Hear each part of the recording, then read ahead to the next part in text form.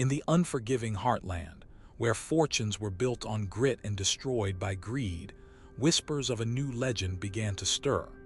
Before the harvest of truth could commence, a tribute was demanded, not of coin, but of unwavering resolve.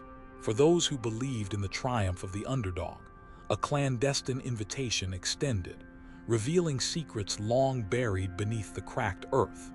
Prepare yourselves now for a moment when a single slap echoed louder than any gunshot, shattering an empire of fear.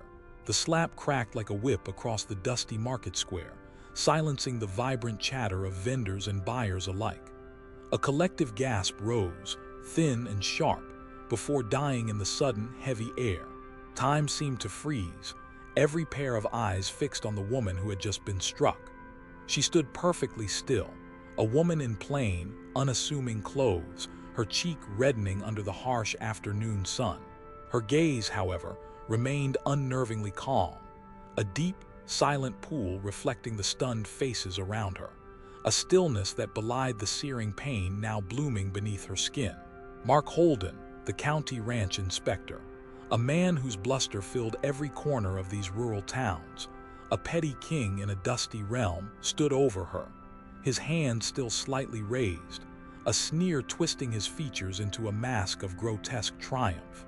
He thought he had slapped a nobody, an insignificant interloper. What he had truly struck was the very foundation of his own corrupt career, sending a tremor through the hidden depths of his power. 1 hour earlier, the small town of Harmony Creek had buzzed with the usual Friday market rhythm, a deceptive facade of normalcy over an undercurrent of simmering tension. Evelyn Carter had arrived alone, her sedan, a modest, older model, blending seamlessly with the local pickups in. This was by design. She wore faded jeans, a simple cotton blouse, and sensible walking shoes, an outfit chosen specifically to make her invisible, to dissolve into the very fabric of the community she aimed to understand. No security detail, no flashing lights, no insignia to betray her true identity as federal land commissioner. She was simply a woman observing, a quiet shadow moving through the stalls, absorbing the pungent scent of fresh hay, the savory aroma of roasting corn, and the faint, sweet tang of livestock mingled with the despair of forgotten hopes.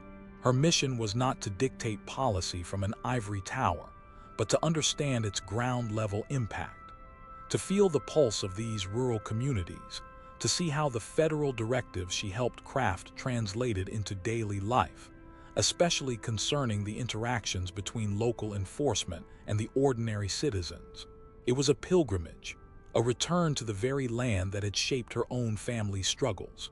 Her grandfather, a stern man with dirt beneath his fingernails and a heart tied to the land, had fought similar battles against encroaching bureaucracy and local strongmen, losing their ancestral farm not to drought, but to convoluted easements and arbitrary fines. The echoes of his quiet defeat had always haunted Evelyn, fueling a silent vow. Sometimes the worst moments of our lives are just the universe preparing us for who we're meant to become. This was her reckoning, not just for Harmony Creek, but for her own buried past. Evelyn moved with a grace that belied her simple attire, her eyes, sharp and intelligent, taking in every detail. She registered the nervous glances exchanged between vendors, the way some quickly packed away specific items when a black county SUV idled nearby, the subtle undercurrent of tension beneath the surface cheer. She paused at a stall where an elderly woman, her hands gnarled by years of work, meticulously arranged jars of homemade preserves. The scent of sweet berries and cinnamon hung heavy around her, a nostalgic aroma that stirred a pang in Evelyn's chest, reminding her of her grandmother's kitchen, now a phantom memory. Evelyn smiled, a small, genuine gesture, and bought a jar of peach jam, appreciating the simple exchange, the unspoken resilience in the woman's eyes. It was precisely these small, fragile livelihoods, these generational legacies tethered to the land, that Evelyn was here to protect, to understand the subtle pressures that often went unreported in official memos, swallowed by the silence of fear. This was not merely data collection. It was the visceral re-engagement with a wound she thought she had healed within herself, a wound that bled afresh with every subtle sign of injustice she encountered. The very air of Harmony Creek felt heavy with the unspoken weight of generations struggling against an invisible, omnipresent hand of control. She knew this struggle intimately, and she knew the strength required to endure.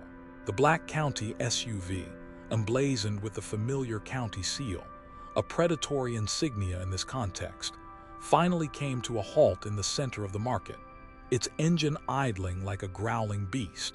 Mark Holden emerged, a hulking figure whose very presence seemed to drain the warmth from the sun-drenched air.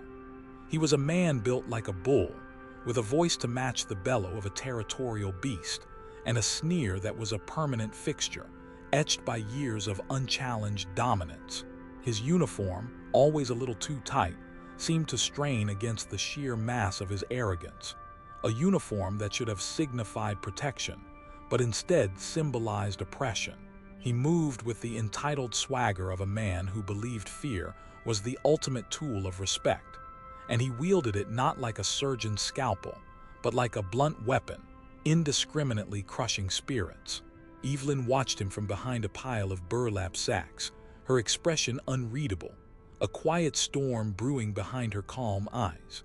He strode directly toward Maria Rodriguez's produce stand, a small, meticulously arranged display of vibrant vegetables and herbs, all grown on her family's struggling ranch. A ranch clinging precariously to a century of history, its very existence threatened by the whims of men like Holden. Maria, a woman whose face bore the lines of hardship and defiance, stiffened visibly, a small bird sensing the hawk's shadow. Her ranch, a legacy inherited from her great-grandparents, had weathered droughts and depressions, but now faced a more insidious threat: bureaucratic weaponization. Holden slammed a clipboard onto her counter, scattering a handful of ripe tomatoes that splattered on the dusty ground, a small act of violence that spoke volumes. "Maria," he boomed, his voice carrying easily over the muted market sounds, silencing conversation, demanding attention. "Still selling without the proper health permit for prepared foods, I see, and your zoning variances are out of compliance. Again." He emphasized again with a sneer, a theatrical flourish designed to publicly shame and diminish. Maria's hands trembled as she clutched the edge of her table, her knuckles white, her gaze fixed on the broken tomatoes, a metaphor for her own fractured livelihood. "Mr. Holden," she began, her voice tight with suppressed fear, a desperate plea for understanding. "These are from my own garden, my peppers, my tomatoes. I only sliced a few for sampling, as I always do. The health department approved my last inspection. My zoning is for agricultural use, direct to consumer, just like my family has done for generations." She spoke of her heritage, hoping it would invoke some shred of respect, but Holden heard only defiance. Holden leaned in close, his shadow falling over her entire stall like a shroud, obscuring the vibrant colors of her produce. The smell of his stale cologne and something acrid like cheap coffee reached Evelyn, a scent of mediocrity masking malevolence. "Don't play coy with me, Maria. A little bird tells me you've been selling your special salsa. That's prepared. That's a violation. And those herbs," he pointed a thick finger at a bundle of fresh cilantro, each leaf a testament to Maria's tireless labor, "they're encroaching on the county easement. That's another fine. We can shut you down, Maria, permanently." His eyes glinted with a malicious satisfaction, a primal hunger for dominance. He was savoring her fear, enjoying the public spectacle he was creating, a performance designed to reinforce his absolute control. The crowd watched, a silent jury, too afraid to intervene, yet their disapproval hung heavy, a palpable weight pressing down on Maria. Each nervous shift, each averted gaze spoke of a shared history of intimidation, of financial chains tightening around their necks with every arbitrary fine. Evelyn felt a cold certainty settle in her stomach, a hardening of resolve. This was precisely what she had come to observe: the casual, systemic abuse of authority, the insidious way power was wielded to crush rather than to serve. Mark Holden wasn't enforcing the law. He was enforcing his will, extorting deference through intimidation, leveraging his position against those who had no recourse, no voice, no power. The familiar tightness in her chest, a physical manifestation of the pain she always felt when witnessing injustice, was quickly channeled into analytical focus. This wasn't merely a small-time tyrant. This was a symptom of a much larger, more deeply rooted problem, a systemic decay that threatened the very fabric of independent agricultural communities. She made a mental note of the specific regulations he was twisting, the subtle misinterpretations of federal land use and agricultural commerce statutes, the financial implications of each fabricated infraction. Maria, her eyes downcast, began to pack away her salsa, the vibrant spirit in her eyes dimming, defeat etched on her face. The cost of standing up was too high. The cost of compliance, however humiliating, however unjust, was survival. For her, it was the survival of a legacy, the dream of a 100-year-old farm that might not see another harvest. The unspoken question hung in the air, a whisper of dread. Who would be next?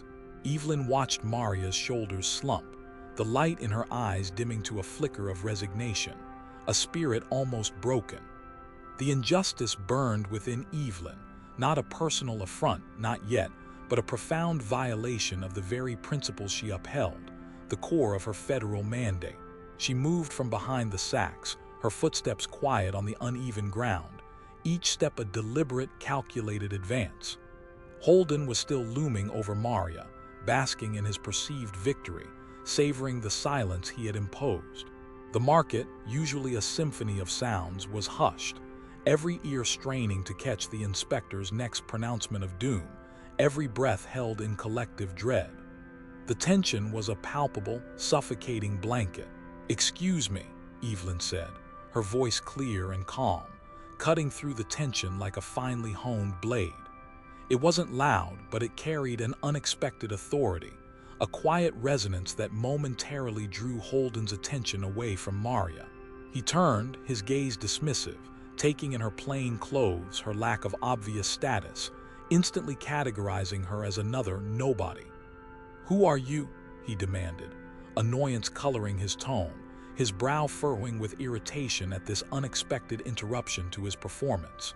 He didn't recognize her, and that immediately put her in the lowest category of his social hierarchy. "I was just observing," Evelyn replied, her voice steady, an unyielding rock in a turbulent sea. "And I heard you mention a county easement for these herbs." She gestured to the bundle of cilantro Maria was hastily trying to hide.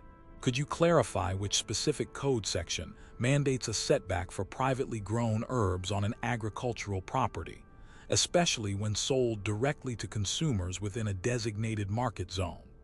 Her words were polite, almost academic in their precision, but they carried a precise legal weight that was wholly unexpected, a challenge to his vague threats. Mark Holden blinked. He wasn't used to being questioned, especially not by someone he perceived as a common girl who had no business interfering. His eyes narrowed, a slow burn of irritation starting deep within him. He was a master of bluster, of vague threats, but he wasn't always precise with his citations.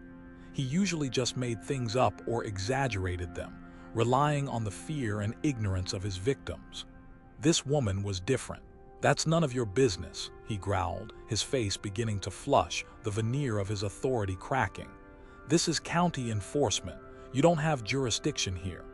Evelyn's expression remained perfectly neutral, her gaze unwavering. "I'm not asserting jurisdiction, Inspector, merely seeking clarification.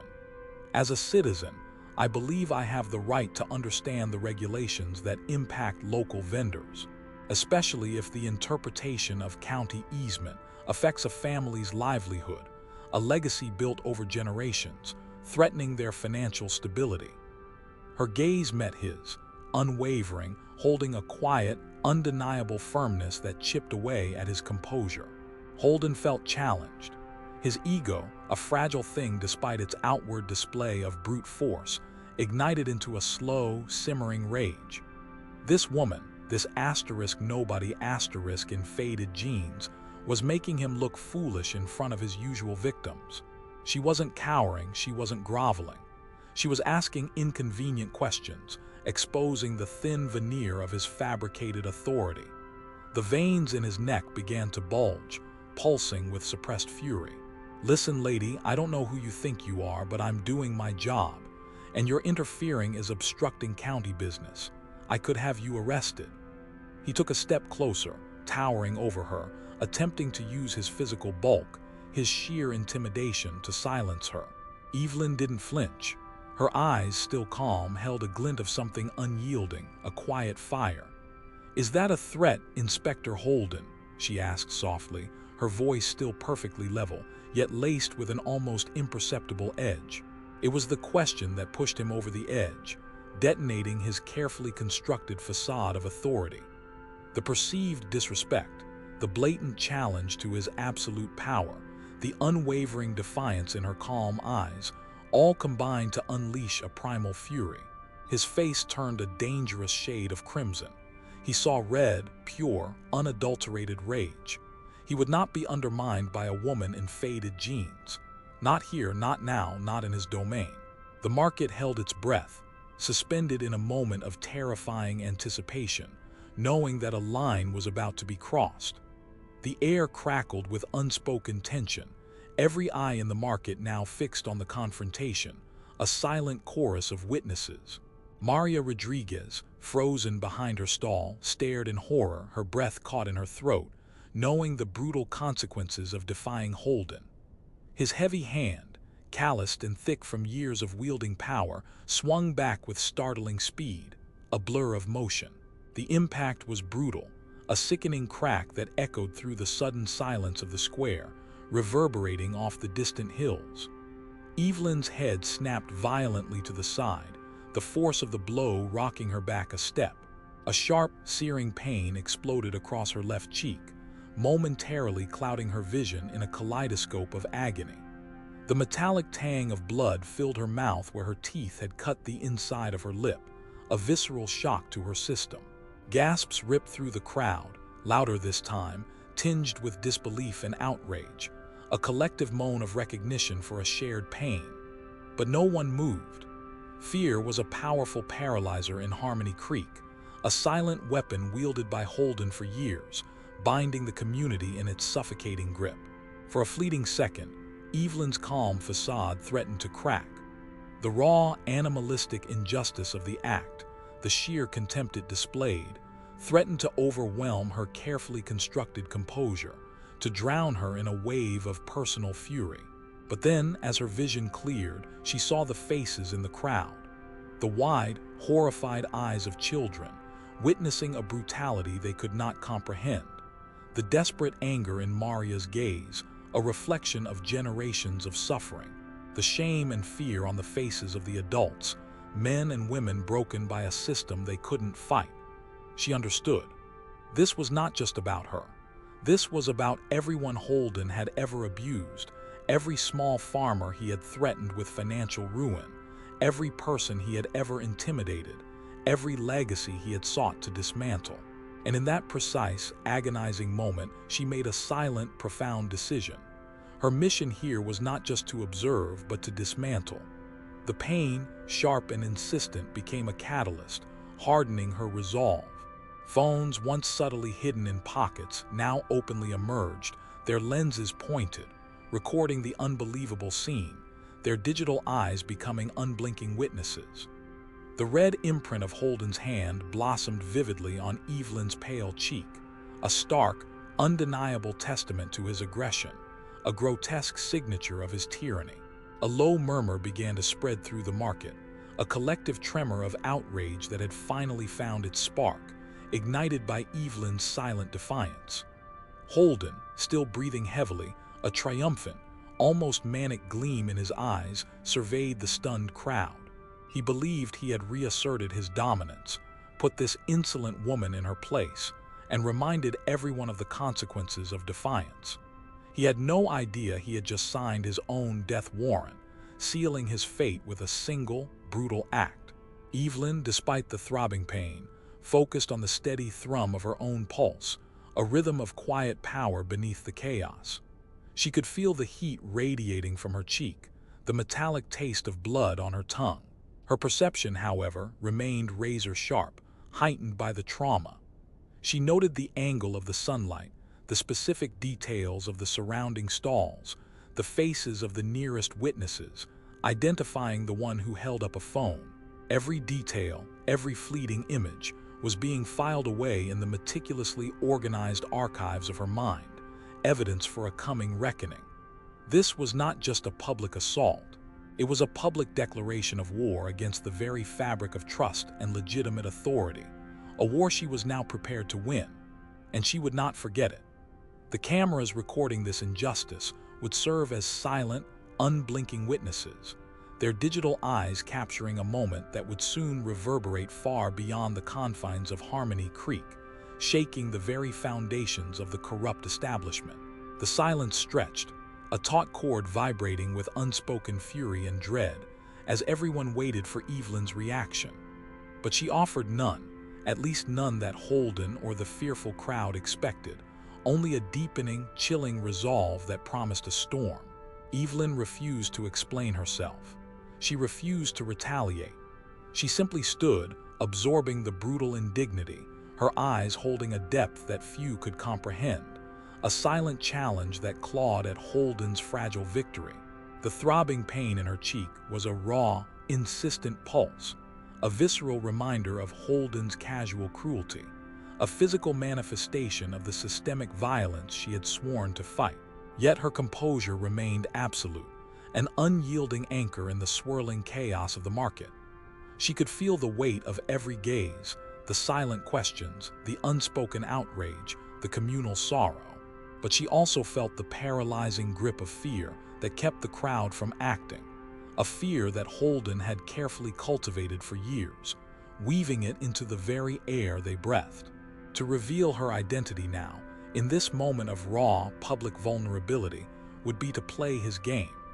It would be to validate his assumption that she had only intervened because she believed herself above him, a privileged outsider. Instead, she chose silence, a weapon far more potent than any outburst, any accusation. Her silence allowed the full ugliness of Holden's act to stand exposed, unmitigated by explanation or defense. It forced the witnesses to confront the raw abuse of power, stripped of all context save the stark reality of the slap itself, a stark testament to his unchecked brutality. Her refusal to engage, to even verbally defend herself, was a calculated move, a strategic masterstroke. She was allowing the system, in its corrupted form, to expose its own decay, its own rot, by forcing it to operate in plain sight. Holden, interpreting her silence as stunned submission, puffed out his chest, his relief a tangible thing, restoring his illusion of control. "That's what happens when you stick your nose where it doesn't belong, lady," he sneered, his voice dripping with condescension, a cruel echo of the power he believed he commanded. "Now move along, or I'll have you cited for disturbing the peace too." The threat hung in the air, heavy and unchallenged, a final blow to her supposed insignificance. Evelyn simply met his gaze, a quiet, almost serene defiance in her eyes. Her silence was not weakness. It was an act of profound strength, a strategic maneuver in a battle he hadn't even realized had begun, a battle for the soul of Harmony Creek. She allowed herself to be perceived as powerless, as just another victim, precisely because that perception was the key to his undoing. Every moment of her perceived humiliation was a brick in the wall she was building around him, a wall that would soon come crashing down, exposing the putrid depths of his corruption. She took a slow, deliberate breath, the faint metallic taste of blood still in her mouth, a constant reminder of the price of truth. Her mind was racing, not with anger but with meticulous calculation. This wasn't just about Mark Holden. It was about the network of complicity that enabled him, the systemic rot that allowed such petty tyrants to flourish, crushing generations of family legacies underfoot. Her silence would force that rot into the light, illuminating every dark corner, This was her grandfather's fight resurrected. "All right, lady, you heard him. Get moving."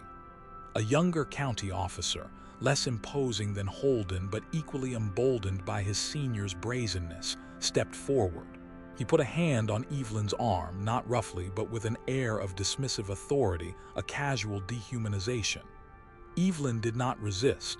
She allowed herself to be escorted, a silent, compliant figure, away from the hushed market and toward the waiting county SUV, its black paint gleaming ominously. As she was led past Maria's stall, her eyes met the vendors. In Maria's gaze, Evelyn saw a complex mixture of fear, shame, and a burgeoning, fragile hope, a spark ignited by Evelyn's sacrifice. It was a silent promise, an acknowledgement that something profound had shifted, that the long night of Harmony Creek might finally be nearing its end. The ride to the county lockup was brief and bumpy, the interior of the SUV smelling faintly of stale coffee and disinfectant, a sterile mask over the stench of corruption. She was booked without ceremony, a mere entry in a ledger of disposable lives. Her personal effects, a modest wallet containing only cash and a single, unmarked ID card, a simple phone, were inventoried with detached efficiency. The officer handling her intake glanced at the ID card, noted her name, Evelyn Carter, and filed it away without a second thought, his eyes already glazing over, dismissing her as another Jane Doe in their vast, dehumanizing system, another nuisance to be processed, forgotten. Her plain clothes, her lack of a story, all contributed to the perception of her insignificance, her anonymity. This was precisely the perception she needed. The jail cell was exactly as she'd imagined, cold, sterile, and smelling faintly of despair, the tangible residue of countless broken spirits. A thin, scratchy blanket lay on the cot, offering little comfort. The fluorescent lights hummed incessantly, casting a pallid, sickly glow over the concrete walls, an artificial day that never ended. Evelyn sat on the edge of the cot, her injured cheek throbbing, a constant, physical reminder of Holden's brutality, a burning brand of injustice. Yet her mind remained remarkably clear, detached from the physical discomfort, honing in on the strategic advantage of her situation. This detention, though degrading, was a critical component of her mission. It was an involuntary opportunity to witness the system from the inside, to see the casual cruelties, the subtle intimidations, the erosion of due process that defined Mark Holden's sphere of influence and the entire Harmony Creek apparatus. Through the thin walls, she heard snippets of conversation from the other officers. Their tone was jocular, dismissive of the detainees, filled with a cynical acceptance of their own power, a chilling entitlement. She listened to their complaints about paperwork, their boasts about recent busts, their casual disregard for the humanity of those in their custody. She heard a guard openly accepting a bribe from a relative seeking an early release for a minor infraction, the crinkle of cash unmistakable, the whispered exchange chillingly precise. She noted the specific times, the names, the protocols violated, the systemic loopholes. She mentally cataloged every detail, the indifferent expressions, the unwashed uniforms, the casual racism in their jokes, the way they spoke about these people, as if they were less than human, their lives mere inconveniences. She learned the shift changes, the weak spots in their security, the ways they skirted regulations when they thought no one was watching. Her mind, a meticulously organized filing cabinet, absorbed every piece of information, every whisper of corruption. The degradation she endured, the cold, the hunger, the constant hum of the lights, served only to sharpen her focus, to deepen her resolve. There were truths that only revealed themselves when everything we know falls apart. This was one of them, a brutal awakening. She wasn't just observing a single abusive officer. She was witnessing the systemic decay, the culture of impunity that allowed men like Holden to thrive, crushing small landowners and honest businesses under their heel. This night, a night of forced vulnerability, was transforming into an invaluable intelligence-gathering operation, an unexpected opportunity to map the enemy's territory from within. The pain in her cheek was merely a catalyst, sharpening her senses, steeling her will. She would not forget a single detail, not a single injustice. The darkness of the cell would serve as the crucible for her transformation, forging her into an instrument of profound reckoning. The pieces of the larger puzzle, once disparate fragments, began to click into place, revealing a tapestry of deep-seated corruption extending far beyond Holden himself. The true enemy was the system. Outside the cold cell, in the fluorescent-lit common area of the county lockup, Mark Holden was a king in his own small, dismal castle, his reign built on fear and ignorance. He swaggered, a wide, self-satisfied grin plastered across his face, radiating a noxious confidence.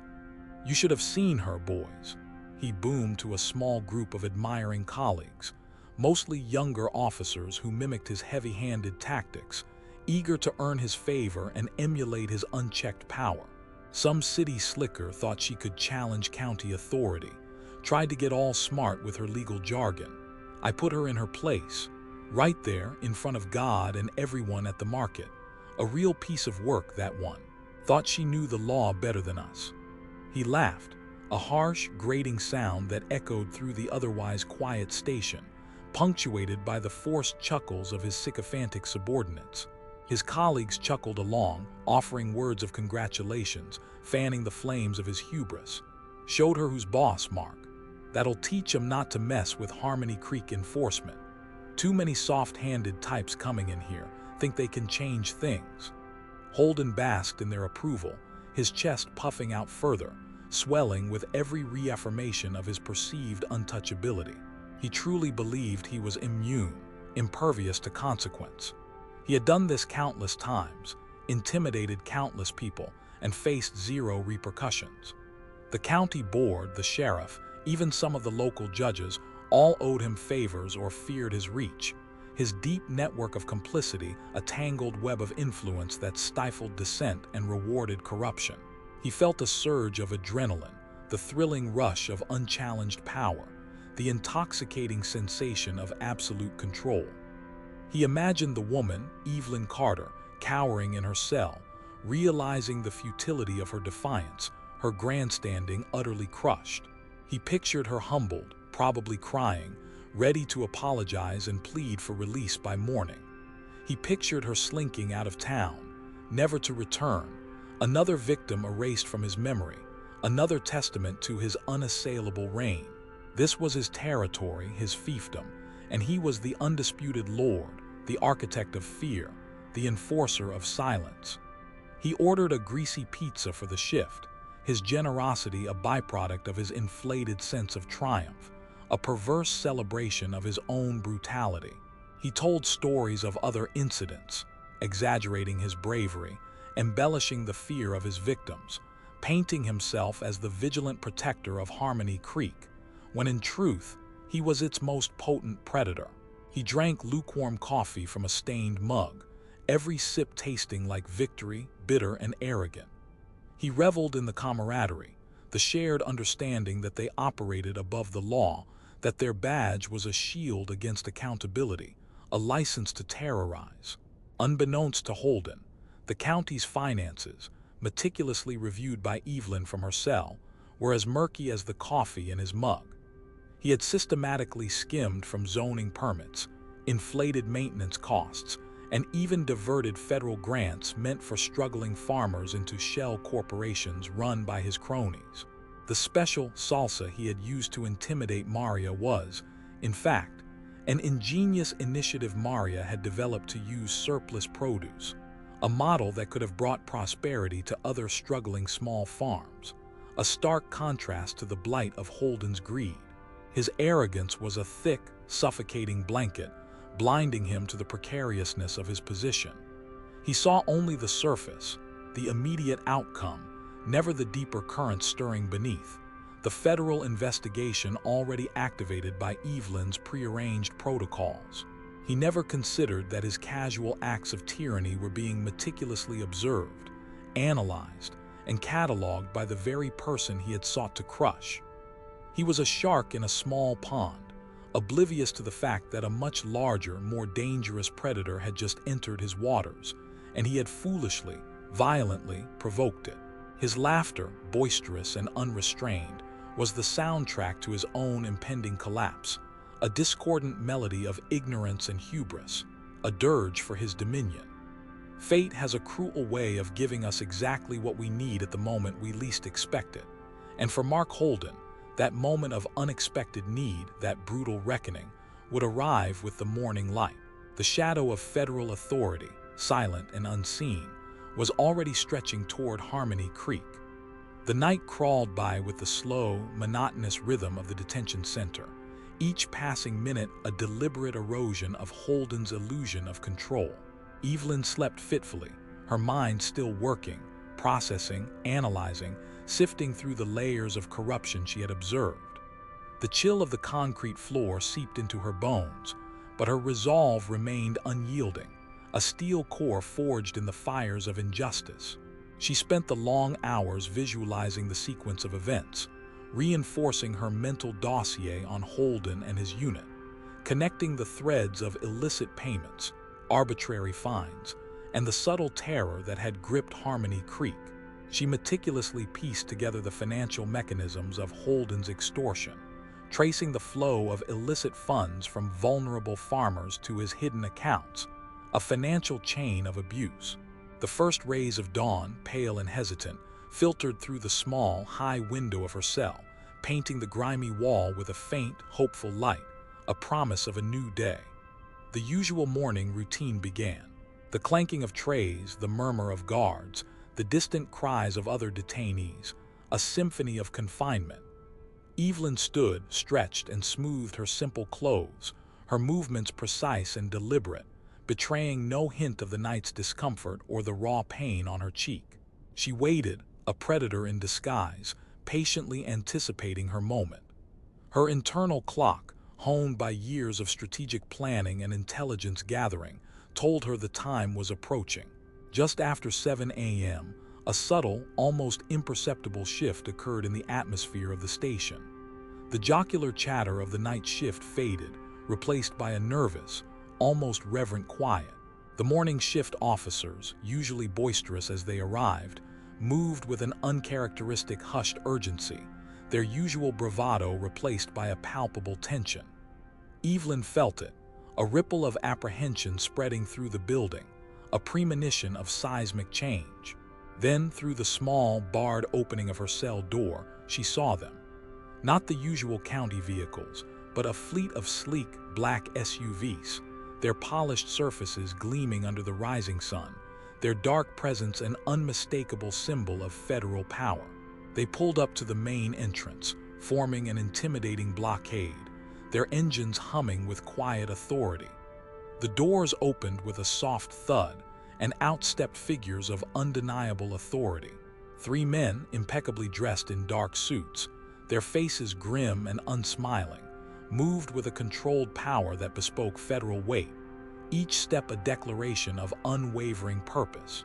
Behind them, a small contingent of uniformed federal marshals, their posture rigid, their presence radiating unquestionable force, their expressions stern. They strode purposefully into the county office, their every step resonating with an unspoken command that silenced every local officer in their path. One of the men, a tall, stern-faced individual with silver hair and eyes that missed nothing, spoke briefly to the ranking county officer, his voice low but carrying an undeniable steel, cutting through the heavy silence. The county officer, pale and visibly trembling, his eyes wide with dawning terror, quickly pointed toward the cells, his pathetic gesture a surrender. Evelyn watched through the bars as the group approached her section. The silver-haired man stopped directly in front of her cell, his gaze sweeping over her, taking in her plain attire, the bruising on her cheek, the silent testament to the night's injustice. He offered a slight, almost imperceptible nod of acknowledgement, a silent communication of respect and understanding. Then, he turned to the startled county officers, his voice cutting through the tension with the precision of a guillotine. "We are here on federal orders. pursuant to Section 12B of the Federal Land Use and Enforcement Oversight Act and Section 34 of the Federal Ethics in Rural Governance Statute. We require immediate access to detainee Evelyn Carter." He paused, his eyes piercing, radiating an unshakable resolve. "And we will be conducting a full audit of all Harmony Creek County enforcement procedures and personnel, all financial records and all related contracts, effective immediately. This is now a federal operation." Mark Holden, who had just arrived for his shift, his swagger still intact from the previous night's triumph, stood frozen at the end of the corridor, clutching a lukewarm coffee. His grin vanished, replaced by a look of dawning horror as he took in the black SUVs, the federal marshals, and the grim faces of the officials. He recognized the silver-haired man, Director Thompson, a high-ranking Department of Interior official he had seen on television, a man known for his relentless pursuit of justice in federal lands disputes. The full, crushing weight of reality began to settle upon him, suffocating his arrogance. The cell door clanged open, the sound echoing ominously in the sudden silence. Evelyn stepped out, her posture straight, her gaze unwavering, a quiet force of nature unleashed. The bruising on her cheek was a stark contrast to the quiet dignity that now enveloped her, a silent badge of honor. She walked past the stunned county officers, past the now paralyzed Mark Holden, whose blood ran cold, and stopped directly in front of the silver-haired official. She extended her hand, a gesture of equal authority. "Thank you, Director Thompson. Good morning." She then turned slowly, deliberately, to face the entire assembly, her eyes sweeping over the bewildered local officers, finally settling on Mark Holden, whose face had gone ashen, utterly drained of color, his bravado utterly evaporated. Her voice, though still quiet, now resonated with an undeniable power, a voice that carried the weight of true, unassailable federal authority, the sound of an empire shattering. "I'm Evelyn Carter, Federal Land Commissioner and lead investigator for the Department of Interior's Rural Integrity Task Force." Silence. A heavy, suffocating silence descended upon the county lockup, thick with dread. The air vibrated with unspoken shock, disbelief, and a profound, bone-chilling fear. Holden swayed slightly, as if struck by an invisible blow, his eyes wide with a terror that finally matched the casual cruelty he had inflicted. The game was over. A long, cold winter had arrived for Harmony Creek, and Mark Holden was about to feel its full, unforgiving bite. The silence in the county lockup was absolute, broken only by the sharp, authoritative click of Director Thompson's briefcase as he set it on a nearby table, a sound that resonated like a gavel. Mark Holden stood petrified, his jaw slack, his bravado utterly evaporated, replaced by a sickening realization. The sheer, overwhelming reality of Evelyn's identity crashed down on him, not as a wave, but as an avalanche, burying him beneath the weight of his own transgressions. The woman he had publicly humiliated, assaulted, and illegally detained was not merely a common girl. She was the very embodiment of the federal authority he had so carelessly, so cruelly defied, the hand of justice he had inadvertently brought down upon himself. His empire of fear, built on intimidation, petty corruption, and the suppression of legitimate livelihoods, crumbled in an instant, a house of cards collapsing into dust. Evelyn met his gaze, her eyes holding no triumph, only a cold, measured justice, a quiet ferocity that promised no quarter. "Inspector Holden," she began, her voice calm, devoid of emotion, yet infused with an iron will. "You are hereby suspended without pay, effective immediately. You are under arrest for assault, abuse of authority, obstruction of a federal officer in the performance of her duties, and multiple counts of bribery and extortion, all meticulously documented over the past 12 hours. Furthermore, based on my observations last night and this morning, I am initiating a full federal investigation into the conduct of the entire Harmony Creek County Enforcement Unit, including all personnel, procedures, and financial contracts, effective immediately." As she spoke, Two federal marshals moved swiftly, flanking a now trembling Holden, their movements precise and unyielding. He tried to speak, to stammer out an excuse, a plea, but no words came, his throat constricted by burgeoning panic. His face was a mask of utter despair and disbelief, his bravado replaced by absolute terror. His badge, the symbol of his corrupted power, was unceremoniously stripped from his uniform, his weapon confiscated. The satisfying click of handcuffs echoed in the silent room, a stark finality. He was led away, a pathetic, broken figure, his earlier arrogance replaced by an overwhelming, gut-wrenching dread, the weight of his impending ruin a palpable force. The irony was palpable, a bitter truth. The man who reveled in humiliating others was now being publicly dismantled, his downfall orchestrated by the very person he thought he had crushed. The other county officers, witnessing the swift, merciless retribution, shifted uneasily, their faces a mixture of fear and dawning comprehension. They knew their own positions were now precarious, their own casual complicity, their silent enablement of Holden's tyranny about to be exposed. Director Thompson addressed them then, his voice cutting like ice through the stunned silence. All county records, digital and physical, are to be immediately secured and handed over to federal agents. No one leaves this building until cleared. You are all part of a federal inquiry. Cooperation is not optional. The entire unit was locked down, their perceived power evaporating into thin air, replaced by the chilling reality of federal oversight. Evelyn, after a quick medical check by a federal medic who noted the bruising on her cheek and the cut lip with grim professionalism, turned back to where Holden had been standing moments before. Her gaze swept over the remaining county officers, a silent promise of accountability in her eyes, an unspoken demand for honesty. "This isn't merely about one man," she stated, her voice carrying through the now chastened room, echoing with conviction.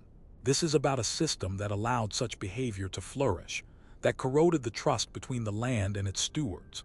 It's about ensuring that federal land and its people, its families, its generational legacies are protected, not preyed upon by those sworn to serve." She paused, her eyes lingering on the empty space where Holden had stood, the memory of his sneer, his raised hand still vivid, a phantom pain. Then her gaze hardened, and she delivered her final, devastating words, not just to the room, but to the lingering ghost of Holden's tyranny, to the invisible chains of fear he had forged. "You didn't hit me because I was wrong, Inspector Holden. You hit me because you thought I was powerless, and that was your gravest miscalculation." The message resonated. The time of unchecked power in Harmony Creek was unequivocally over. The aftermath in Harmony Creek was a slow, deliberate earthquake, rumbling through the very foundations of county administration, reshaping the political and social landscape. Evelyn Carter did not leave immediately. She established a temporary field office within the county building itself, her presence a constant, unblinking eye overseeing the meticulous federal investigation. Her bruised cheek, still a vivid testament to Holden's assault, became a silent, powerful symbol of the battle fought and won, a physical scar of a systemic victory. It reminded everyone, both the wronged and the complicit, of the price of defiance and the promise of justice. Federal agents swarmed the offices, their methodical queries and unwavering scrutiny stripping away layers of obfuscation and corruption that had festered for years. The smell of old paper, dust, and stale coffee that had permeated the building, carrying the faint scent of neglect and complicity, was gradually replaced by the crisp, sterile scent of disinfectant and a pervasive sense of dread among the remaining county staff, a chilling awareness that the walls were closing in. Evelyn spent long hours reviewing confiscated documents, cross-referencing ledger entries, and analyzing digital files that revealed the intricate web of deceit. She found permits mysteriously delayed or expedited based on unspoken bribes, zoning variances approved for exorbitant consulting fees, funneled to shell corporations, and enforcement actions selectively applied to punish rivals or extort payments from vulnerable families struggling to maintain their generational farms. She discovered a sophisticated, yet petty, web of graft and intimidation that ran deeper than she had initially suspected, implicating not just the enforcement unit, but elements within the planning commission, the assessor's office, and even the county sheriff's department. The very institutions designed to protect the community had been twisted into instruments of oppression.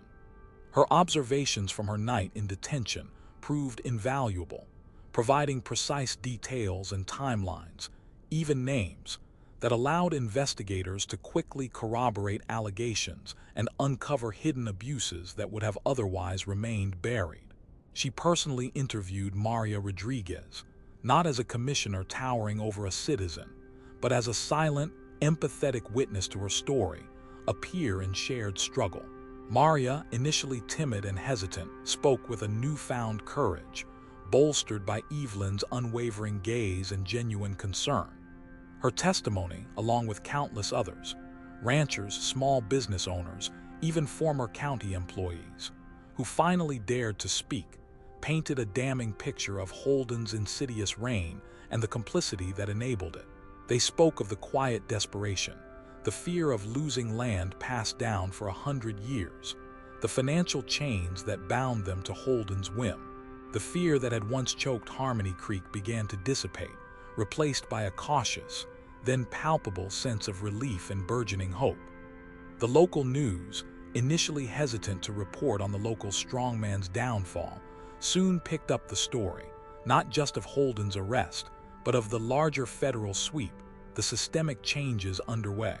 Evelyn ensured that the official reports emphasized the systemic nature of the problem, highlighting the vulnerability of rural communities to unchecked local power and the erosion of agricultural legacies. Her internal reports, however, went further, proposing fundamental reforms to oversight mechanisms for all county enforcement agencies operating on federal lands. Recognizing this was a widespread issue, not just an isolated incident, she saw the bigger picture. This wasn't an isolated incident, but a symptom of a broader issue that needed addressing on a policy level to safeguard the future of rural America. This was her personal legacy, intertwined with the soil. Days bled into weeks, the rhythm of justice replacing the oppressive monotony of corruption. The county lockup, once Mark Holden's playground, now held him in a harsher, more permanent embrace. His initial rage and disbelief curdled into a bitter, gnawing fear as the full weight of federal charges pressed down, each count a nail in his coffin. He was no longer the swaggering inspector. He was just another inmate, stripped of his uniform, his authority and his false sense of immunity rendered utterly powerless. The public trial, when it finally began, was a sensation, drawing national attention to the plight of small agricultural communities. Maria Rodriguez, her voice stronger and more resolute than anyone remembered, testified with quiet dignity, detailing years of harassment, extortion, and the constant threat to her family's 100-year-old ranch. Other ranchers, emboldened by the federal presence and the promise of true justice, stepped forward, recounting similar tales of arbitrary fines, stalled permits, and threats of shutdown, each story a thread in the tapestry of Holden's tyranny. The footage from the market, captured by the quick-thinking bystanders, played for the jury, a stark, undeniable visual of Holden's brutal assault on Evelyn. The sight of his heavy hand striking her, followed by her calm, unyielding gaze, became the defining, indelible image of the trial, symbolizing the triumph of quiet strength over brute force. Evelyn herself testified, her account concise and factual, devoid of personal animosity or vengeance. She presented her federal credentials, outlined her mission to observe local enforcement practices, and detailed the specific legal infractions committed by Holden, from the illegal detention to the abuse of his authority, meticulously detailing the code sections violated, the financial damages incurred, and the pattern of behavior. Her testimony wasn't a narrative of vengeance, but a clinical dismantling of a corrupt system, a surgeon expertly excising a cancerous growth. Holden's defense, built on portraying Evelyn as an instigator and himself as a dutiful, if stern, officer, crumbled under the weight of overwhelming evidence. His attempts to discredit the market footage to claim self-defense were ridiculed, exposed as pathetic lies. The prosecution painted a vivid picture of a man drunk on power, operating with impunity, leveraging financial and social chains against the vulnerable, and finally caught by the very system he thought he controlled. The jury deliberated for less than a day, the evidence overwhelmingly clear. The verdict came swiftly, guilty on all counts, including assault, abuse of authority, and multiple counts of bribery and extortion. The judge's sentence was harsh, reflecting the systemic nature of his crimes and the damage he had inflicted on public trust, on generational livelihoods, and on the very spirit of Harmony Creek. Mark Holden, the once feared county inspector, was sentenced to a long term in federal prison. His career, his reputation, and his freedom utterly destroyed. A perfectly symmetrical catharsis, his empire of fear collapsing entirely. The shockwaves of the verdict resonated throughout the region and beyond. It was a clear, undeniable message. Abuse of power would not be tolerated, especially not in the quiet corners of the land where voices were often silenced, where legacies were often lost. This was a turning point, a new precedent forged in the heartland. Evelyn remained in Harmony Creek for several more weeks, overseeing the profound restructuring of the county enforcement unit. She appointed an interim federal administrator, a woman with a reputation for unimpeachable integrity and a deep, empathetic understanding of rural land management and agricultural needs. Training programs were instituted, focusing on ethical conduct, strict adherence to federal guidelines, and, critically, on community engagement, transforming the role of enforcement from adversary to ally. The focus shifted dramatically from intimidation to education, from arbitrary enforcement and financial predation to genuine support and partnership for local ranchers and farmers, helping them navigate complex regulations rather than weaponizing them. The changes were palpable, a new spring in Harmony Creek. The market, once a place of underlying tension and hushed anxiety, now buzzed with genuine cheer and open commerce. Vendors exchanged goods freely, without fear of harassment or arbitrary fines. Maria Rodriguez's stall, now fully compliant and flourishing, became a vibrant symbol of the renewed spirit of the community, her century-old ranch now thriving. She even sold her special salsa, openly and proudly, expanding her business, knowing that true authority now protected rather than persecuted, her entrepreneurial spirit and her family's legacy. The financial chains that had once bound them were broken, replaced by economic opportunity. Evelyn, however, knew that merely dismantling a corrupt system wasn't enough. The systemic vulnerabilities that allowed men like Holden to rise and thrive, to prey on the vulnerable, needed to be addressed at a higher national level. Her experience in Harmony Creek fueled her resolve to advocate for broader federal oversight reforms. She drafted detailed policy proposals, drawing directly from her observations. Mandatory federal ethics training for all county enforcement officers operating on federal lands, clearer and more accessible guidelines for public interaction, and robust, truly accessible mechanisms for reporting abuse without fear of reprisal. Her work became her legacy, transforming a moment of public humiliation into a catalyst for widespread, meaningful change. Her actions echoing her grandfather's lost fight, now victoriously reclaimed. She ensured that the narrative of Harmony Creek was not just about the fall of a tyrant, but the powerful, inspiring rise of community resilience and the profound reaffirmation of justice. Before leaving, Evelyn revisited Maria Rodriguez's stall, the scent of fresh produce and blooming hope filling the air.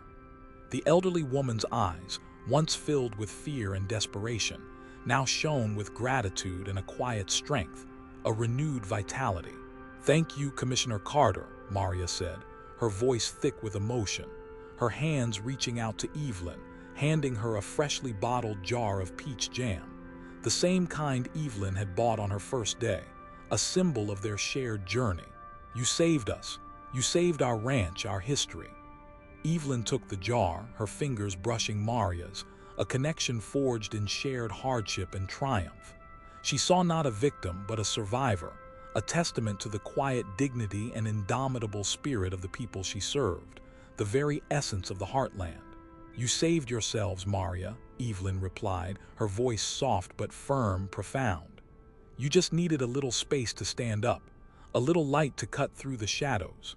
Her work in Harmony Creek was a crucible, shaping her leadership into something more profound, a master of the system, not through brute force, but through strategic intellect and unshakable integrity. The physical pain of the slap had faded, leaving only a faint, almost imperceptible scar on her cheek, a constant, poignant reminder of the day she chose silence as a weapon and allowed a corrupt system to expose itself. She left Harmony Creek quietly, as she had arrived, in her unassuming sedan, disappearing into the vast landscape she was sworn to protect.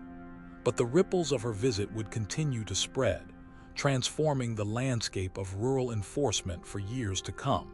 The justice served was not just for her, but for every silenced voice, every humble livelihood threatened by the casual cruelty of unchecked power. She had come to observe, but she had become a force of reckoning, proving that true authority lies not in the loudest voice, but in the quietest, most unyielding resolve to uphold what is right. Her journey had taken her from apparent powerlessness to the ultimate demonstration of control, not through force, but through strategic intellect and unshakable integrity, ensuring that the legacy of land and labor would endure. The impact of her actions would be felt for generations, a silent testament to the day a common girl redefined justice in the heartland and laid bare the conspiracy of silence that had long reigned. And so their destiny was forged, a new legacy built from the ashes of the old, ensuring the rich soil of Harmony Creek would nourish generations, not just crops. This story, etched into the very soil of Harmony Creek, now belongs to time, its power echoing through generations who would never again suffer in silence. For the greatest strength often lies in the silent resolve to expose injustice, not with a roar, but with a strategic whisper. Yet, even as one system was purged, the shadows of deeper corruption began to stir, hidden in plain sight, waiting.